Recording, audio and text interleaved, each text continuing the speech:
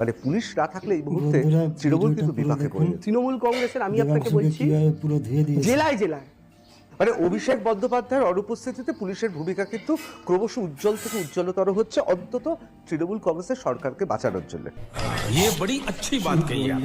আমি তো দেখছি বাংলার মানুষকে বাঁচানোর জন্য। দিয়েছে। এই যে দুর্গাপুজো হবে কদিন পর, আমার দিদি আমার বোন হোল নাইট ঠাকুর দেখতে বেরোবে, আমি নিশ্চিন্তে, যদি সেই রাতে নাও বেরোই, আমি নিশ্চিন্তে ঘুমাবো, কারণ আমি জানি কলকাতা পুলিশ আছে। আচ্ছা, এবং মমতা বন্দ্যোপাধ্যায় ক্ষমতা আসার পর একটাও দুর্গাপুজোতে আমার কোনো বোনের গায়ে কেউ টাচ করতে পারেনি, জাস্ট ফর কলকাতা পুলিশ। রাত্রিবেলার এই পাহারা এবং মানুষ নিশ্চিন্তে, লাখ লাখ মানুষ গোটা কলকাতা শহর চষে বেড়াচ্ছেন, এই পুলিশ রাজ্যকে সেভ করছে। আমি বলছি সব পেশার মানে মধ্যে এত বড় পুলিশ শুধু আরজি করতে পারলো না। সিপিএম নিজেরাই কোনো মুখে মীনাক্ষীকে কোনো খুব ভাষা একটা নেই। উঠতে দেবে না।